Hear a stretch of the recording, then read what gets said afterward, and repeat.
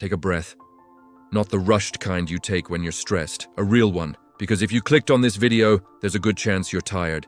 Not just physically tired, but mentally tired. The kind of tired that sleep doesn't fix. Maybe you feel stuck. Maybe you feel behind. Maybe you feel like you've tried everything, and nothing worked. And somewhere in your mind, there is a question you're afraid to say out loud. What if I just give up? This video isn't here to yell at you.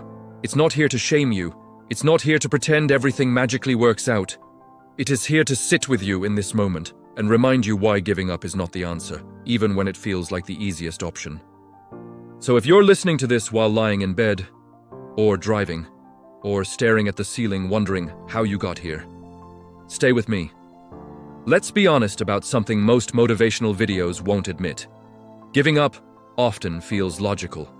When you've failed repeatedly, when you've been disappointed by people you trusted, when you've put in effort and seen no reward.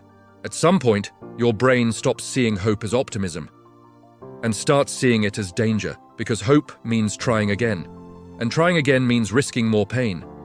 So your mind says, why keep going if it only hurts? That doesn't make you weak. It makes you human. The urge to give up isn't a character flaw, it's a defense mechanism. But here's the problem. The part of you that wants to give up is not the part of you that knows the full story. It only knows the pain of right now. Think about this carefully.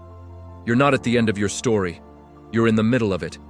But when things go wrong, we do something dangerous. We judge our entire life based on one chapter, one bad year, one failed relationship, one missed opportunity, one mistake.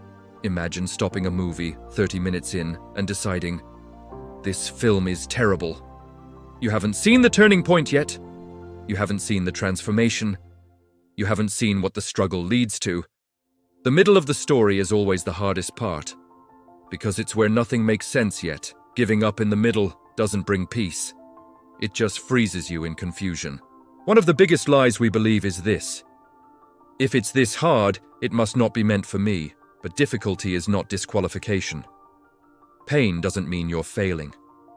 Often, it means you're growing. Every meaningful transformation involves discomfort. Learning hurts, change hurts, becoming better hurts. If your life feels uncomfortable, it might be because you're outgrowing who you used to be, and growth always feels like loss before it feels like freedom. Don't confuse resistance with failure. Sometimes resistance means you're close. Here's something important. The world already has plenty of people who quit, plenty of unfinished dreams, plenty of unrealized potential. What it doesn't have enough of is people who kept going even when no one was clapping. Your persistence matters more than you realize, not just for you, but for people you haven't even met yet. Someone will one day need your story, your resilience, your proof that it's possible. But they won't get that version of you if you stop here. Pause for a moment and think back. There were moments in your life when you thought, I won and make it through this. But you did. Not because you were fearless, not because you were confident, but because something inside you refused to disappear. That part of you is still there, even if it's quiet, even if it's tired. The fact that you re-listening to this right now is evidence that you have not given up yet, and that matters.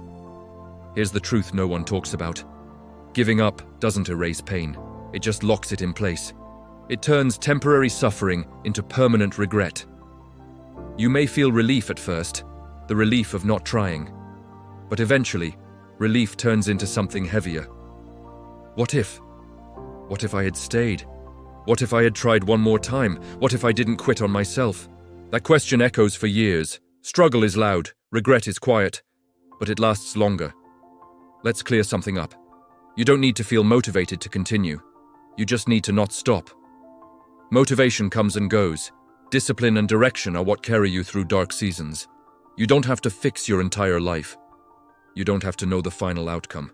You only need to take the next step, even if it's small, even if it feels pointless. Progress doesn't always feel powerful. Sometimes it feels boring, sometimes it feels slow. But slow movement is still movement. There's a difference between resting and quitting. Rest says, I'm tired, but I'm still committed. Quitting says, I'm done believing in myself.